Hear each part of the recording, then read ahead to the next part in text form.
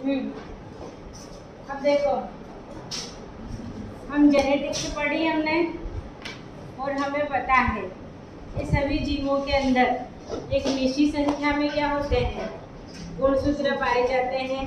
हम मनुष्य की ही बात कर रहे हैं। मनुष्य के अंदर कितने गुणसूत्र होते हैं? कुल 46 होते हैं, या हम कह सकते हैं 23 जोड़ी गुणसूत्र होते हैं। इनमें से मालूम है ये आपको कि 22 जोड़ी गुणसूत्र ये क्या कहलाते हैं? ऑटोसोम, या हिंदी में लिखे हम तो क्या करेंगे उनको? दैहिक गुणसूत्र। ये आपको जानकारी में है। इसके अलावा जो बचा हुआ है 23वां जोड़ी, ये 23वां पेयर जो रहेगा 23वां जोड़ी, वो गुणसूत्र क्या कहलाते हैं? क्या कहलाते हैं? सेक्स क्रोमोसोम, या इनको हम क्या कहते हैं? लिंग गुणसूत्र। अब ये मेल में तो क्या होते हैं? XY होते हैं, और फीमेल में क्या होते हैं? XX होते हैं। ये आपको जानकारी में है। अब एक स्वस्थ व्यक्ति है तो स्वस्थ व्यक्ति के अंदर जो ऑटोसोम है या तो वो 44 होंगे या क्या होंगे? 22 जोड़ी। और कहीं ना कहीं एबनॉर्मलिटी आती है गुणसूत्रों की संख्या में। ये एबनॉर्मलिटी इन ऑटोसोम के अंदर भी हो सकती है और इन लिंग गुणसूत्रों के अंदर भी हो सकती है। इसके कारण जीवों में विभिन्न प्रकार के रोग उत्पन्न होते हैं और इसके कारण बहुत सारे लक्षण नजर आते हैं। तो इन लक्षणों को कहा जाता है सिंड्रोम। क्या कहते हैं? सिंड्रोम। आज हम मनुष्यों के अंदर गुणसूत्र की संख्या में या संरचना में परिवर्तन के कारण कुछ रोग उत्पन्न होते हैं, कुछ सिंड्रोम उत्पन्न होते हैं, उनके बारे में बात करेंगे।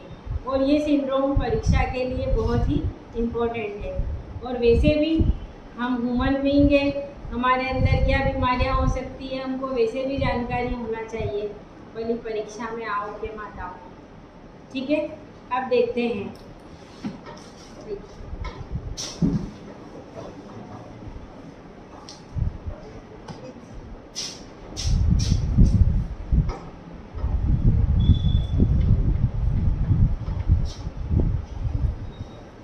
ये क्या है?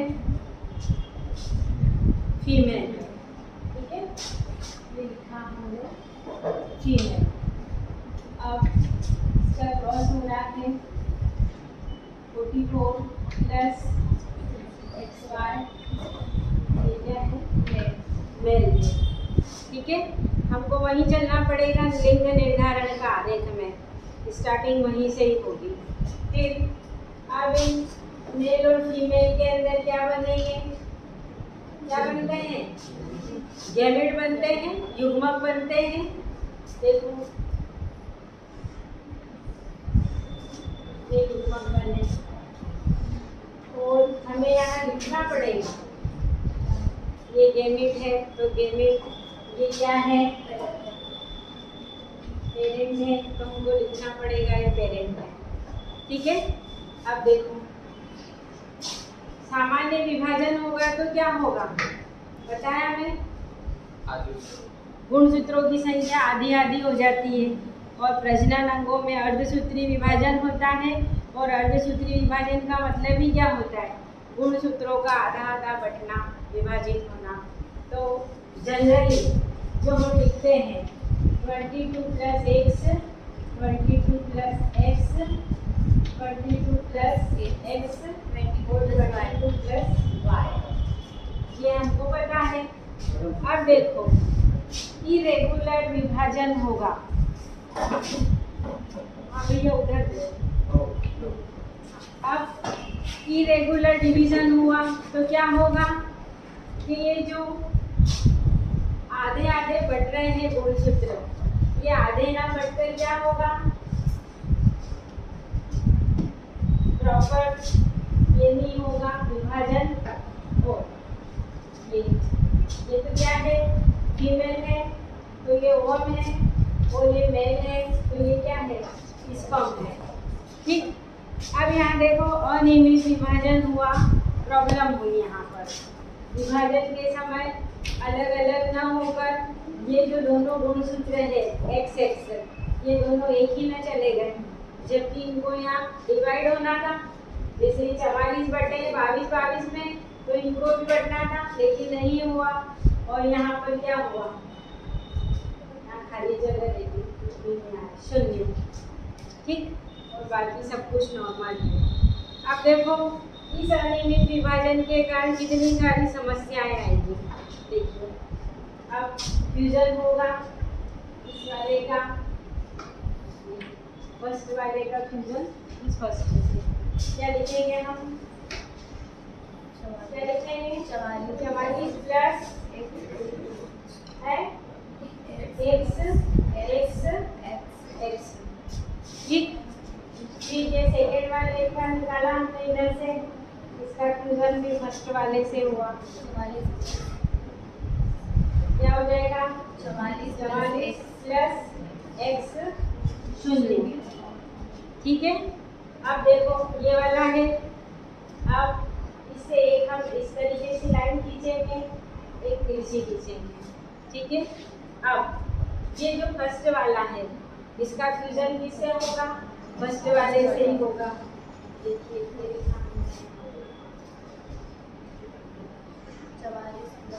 क्या हो जाएगा यहाँ पर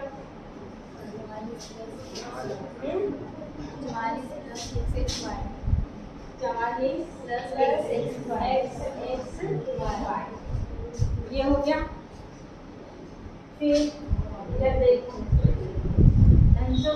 मजा नहीं आना पढ़ने में, मुझे ऐसा लग रहा है क्योंकि हम पढ़ चुके हैं एक बार पहले, है ना, इसीलिए। अब इधर क्या हो जाएगा, ये सेकेंड वाले का क्रॉस इस सेकेंड वाले से, ठीक, क्या होगा 44 प्लस y,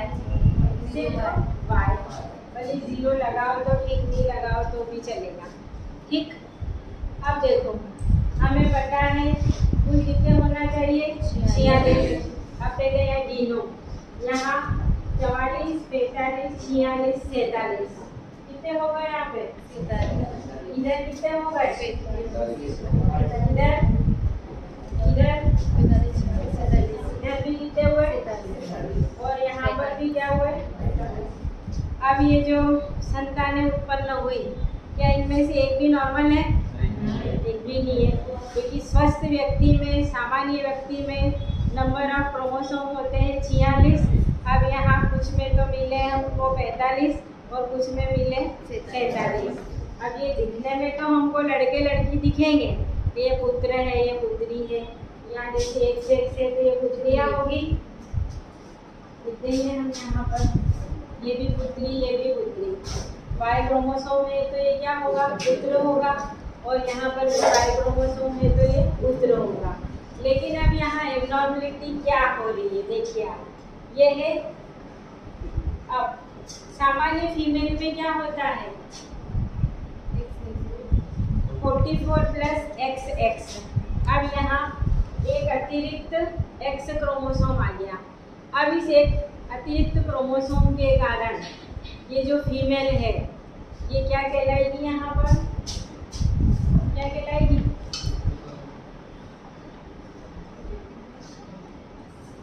सुपर फीमेल कहलाएगी,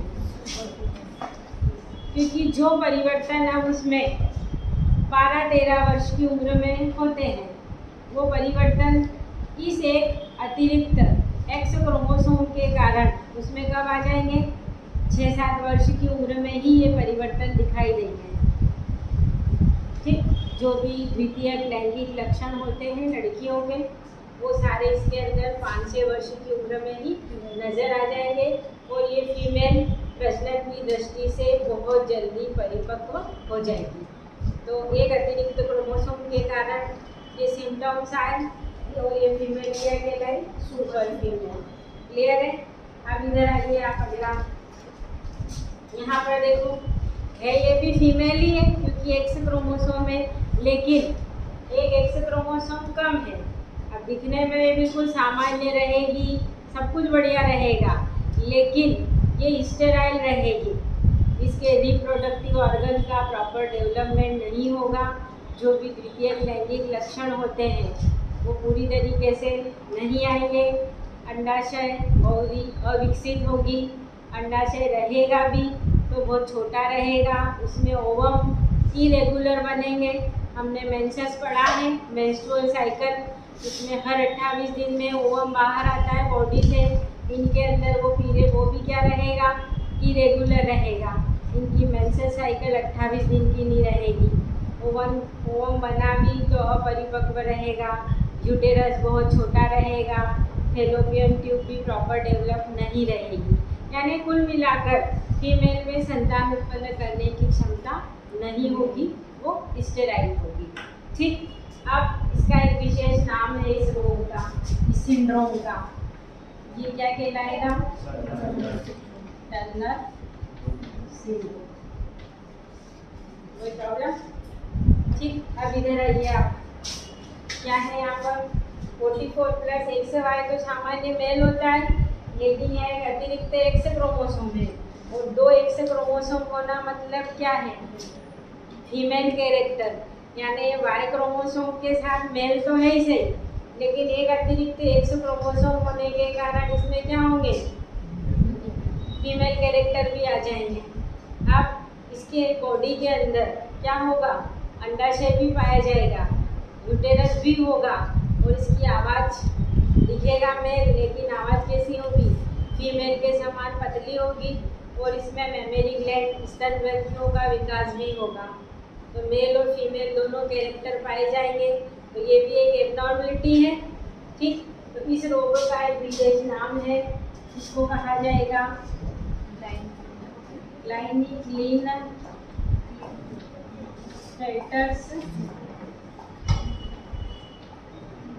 सिंड्रोम। ठीक है, अब इसमें क्या है? सामान्य मेल है क्या? इसमें में लड़का रहेगा, पुरुष रहेगा, लेकिन X क्रोमोसोम नहीं है, इसके कारण इसका पूरी तरीके से विकास नहीं होगा। और ये भी जो इस फीमेल में लक्षण थे, ये प्रजनन की दृष्टि से अयोग्य होना, स्टेराइल होना, ये लक्षण इस मेल के अंदर भी पाए जाएंगे। कोई दिक्कत इसमें? ये भी क्या हो जाएगा? असामान्य, असामान्य मेल या असामान्य पुत्र। ठीक, तो ये रहे गुणसूत्र की संख्या में परिवर्तन के कारण सिंड्रोम। अब ये परीक्षा में पूछे ही जाते हैं, आप कंफ्यूज हो जाते हैं। अपन कभी ये वाला इसमें लिख दिया, कभी ये वाला इसमें लिख दिया। मैं खुद भी होती थी, तो तुम भी होगे, उसको याद कैसे करेंगे? देखो, ये चलो, ये छोटा नाम है टर्नर, और ये क्या है? बड़ा नाम। अब यहाँ चलो, आप यहाँ कितने हैं? 45। यहाँ कितने हैं? 47। कौन सी संख्या कम है? 45। कौन सी संख्या ज़्यादा है? 47। तो जिसमें संख्या कम है उसका नाम भी छोटा है, और जिसमें संख्या ज़्यादा हो रही है उसका नाम भी क्या है? बड़ा है। जैसे याद रखोगे तो रह जाएगा।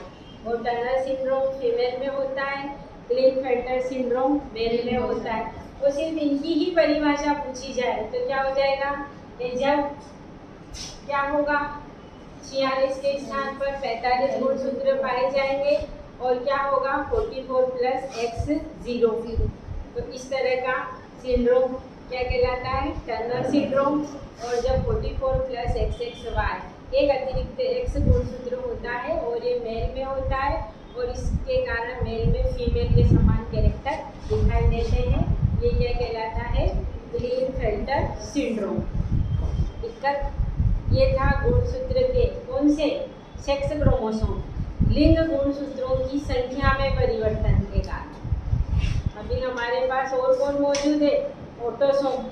ऑटोसोम की संख्या में भी कमी अधिकता होगी। ये भी डाल है लिंग गुणसूत्र। ठीक, अब आगे आते हैं।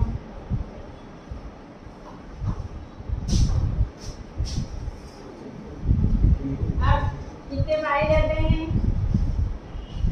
बताओ? 22 जोड़ी। अच्छा, एक शब्द बताइए आप लोग।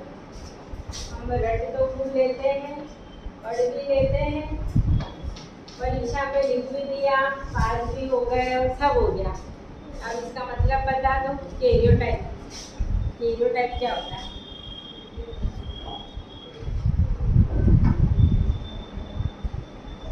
मनुष्य के अंदर क्या है? 23 जोड़ी गुणसूत्र है। उन 23 जोड़ी गुणसूत्र को उनकी लंबाई, चौड़ाई, सेंट्रोमियर की संख्या, स्थिति के आधार पर अपन क्या करेंगे?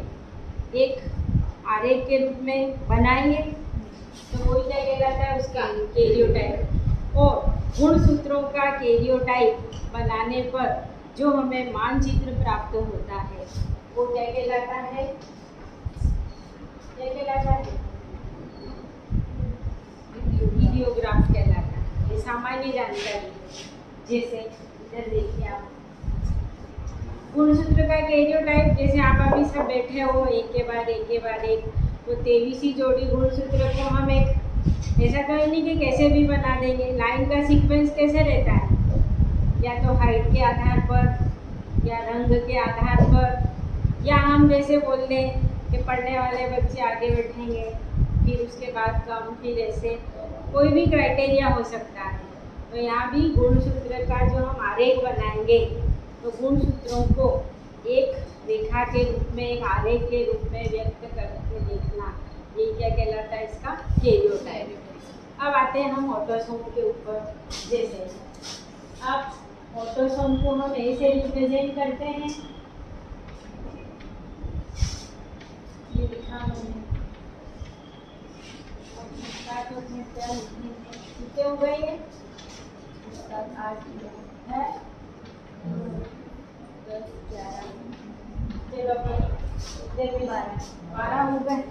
अब देखो ऐसे करके हम पूरा ही लिखेंगे। कितना? 22 जोड़ी तक का। यानी ऑटोसोम भी जोड़े में होते हैं और लिंग गुणसूत्र भी जोड़े में, यानी गुणसूत्र हमेशा पेयर में ही पाए जाते हैं। अब ऑटोसोम की संख्या में परिवर्तन हो रहा है।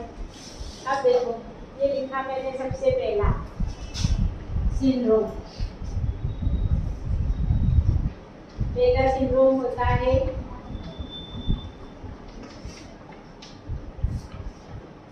Down syndrome. अब डाउन सिंड्रोम क्या होता है? ये ऑब्जेक्टिव के लिए भी बहुत इम्पोर्टेंट चीज़ है। ठीक, अब कौन सा? 21वां जोड़ी, बाकी कौन सा?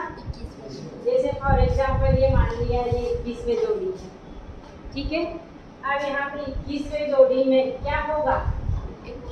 2 के स्थान पर 3 गुणसूत्र पाए जाएंगे। यहाँ आपको सिर्फ ये याद रखना कौन सा जोड़ी, बाकी तो सब में ऑटोसोम के 2 जोड़े में एक अतिरिक्त गुणसूत्र पाया जाएगा। याद रखना है कौन से जोड़े में। तो जब भी डाउन सिंड्रोम होगा 21वें जोड़ी ऑटोसोम में 2 के स्थान पर 3 गुणसूत्र होंगे। और इसका जब भी हम लिखेंगे क्या लिखा जाएगा? 45 प्लस XX या 45 प्लस XY। 44 सामान्य होता है, लेकिन एक अतिरिक्त आ रहा है तो यहाँ 45 और ये दोनों सामान्य रहेंगे, इनमें दिक्कत नहीं आएगी। प्रॉब्लम कहाँ होगी? यहाँ पर होगी। तीनों में ही यही लिखाएगा। अभी देखते हैं हम, कोई प्रॉब्लम? अब देखो डाउन सिंड्रोम मंगोलियाई जाति के जो लोग होते हैं उनके लोगों के जो लक्षण होते हैं उन लक्षणों के समान ही इस रोग से ग्रस्त व्यक्तियों के लक्षण दिखाई देते हैं। इसलिए इस रोग को मंगोलियाई मूर्ख या मंगोलियाई इडियट्स भी कहते हैं। ठीक है, आप देखो क्या क्या लक्षण होते हैं उन लोगों के, यहाँ लिख रखे हैं मैंने। कि सिर कैसा होता है? गोल होता है। त्वचा कैसी होगी? रफ और खुरदरी होगी। जीभ मोटी होगी। मुंह खुला हुआ होगा। आंखें तिरछी होगी। पलकें मंगोलियाई लोगों के समान थोड़ी सी मोटी और अंदर की तरफ, मतलब आंखें कम खुलेगी। ठीक है, और जैसे आप और हम बिल्कुल सामान्य हैं, ऐसे बच्चे देखने में भी क्या होते हैं?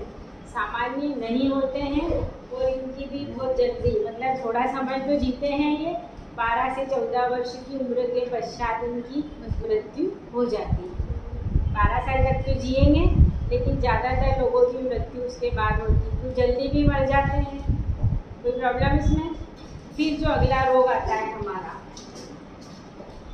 अगला सिंड्रोम।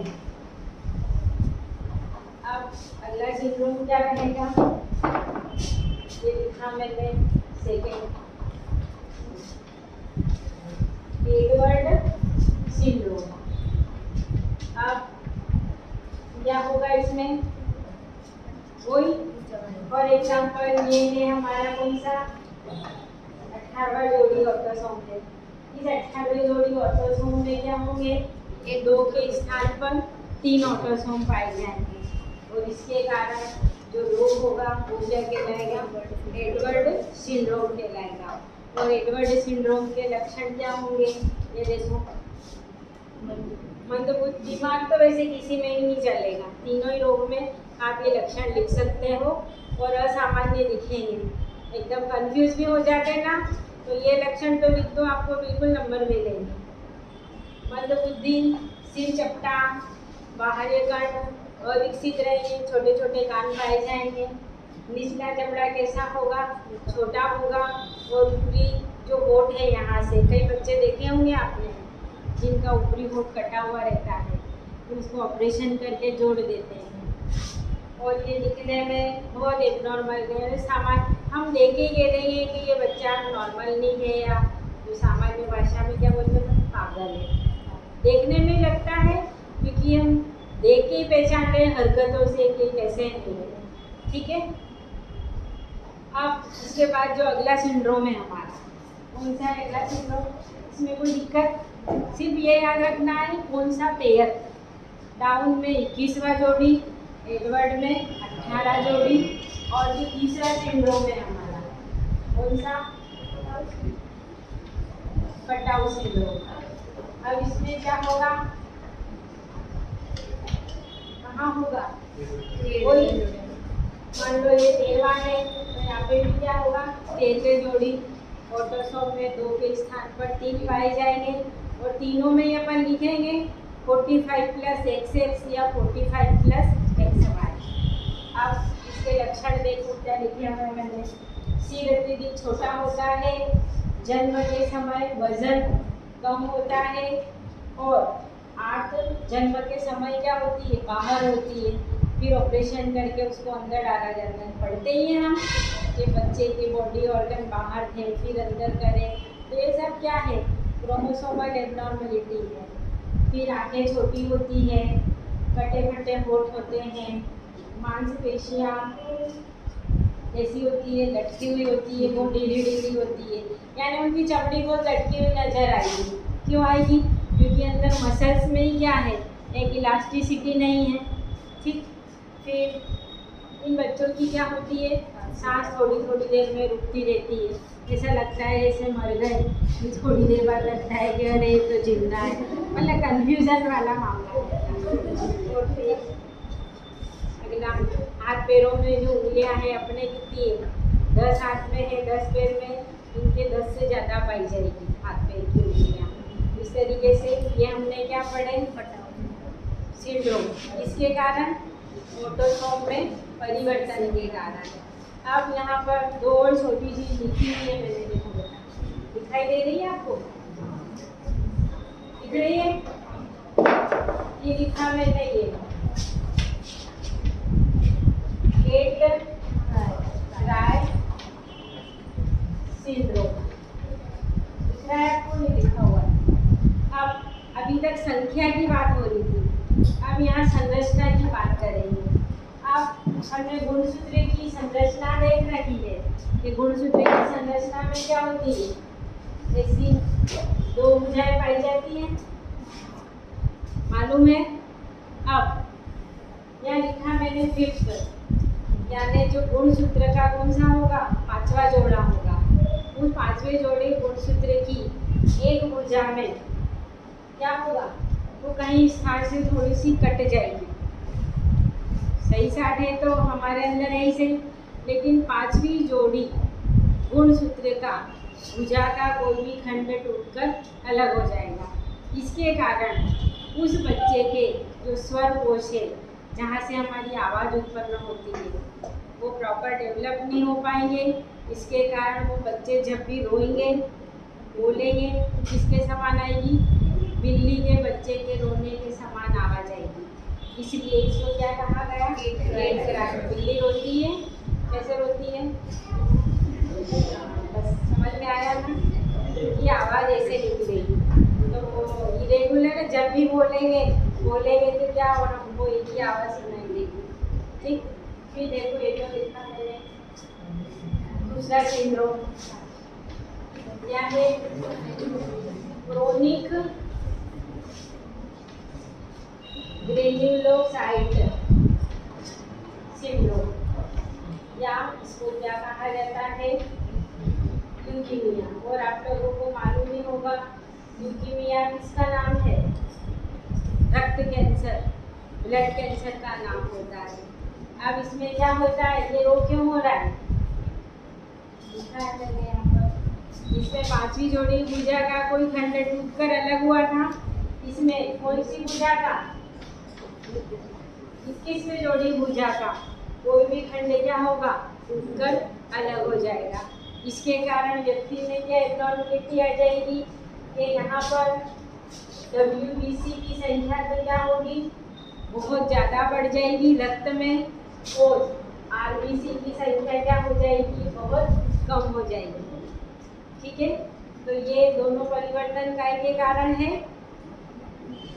गुणसूत्र की संरचना में परिवर्तन होगा। लिंग गुणसूत्र के कारण 2 रोग पड़े, टर्नर सिंड्रोम और क्लिनफेल्टर सिंड्रोम। ऑटोसोम में परिवर्तन के कारण 3 रोग पड़े, डाउन सिंड्रोम, एडवर्ड सिंड्रोम और पटाउ सिंड्रोम। और गुणसूत्र की संरचना में परिवर्तन, 5वीं भुजा में खंड टूटकर गिर रहा है तो गेट क्राई सिंड्रोम, और 21वीं जोड़ी भुजा का कोई खंड टूटकर गिर रहा है तो क्रोनिक ग्रेन्युलोसाइट ल्यूकीमिया। क्लियर है? ये थे आपके कोर्स के सिंड्रोम।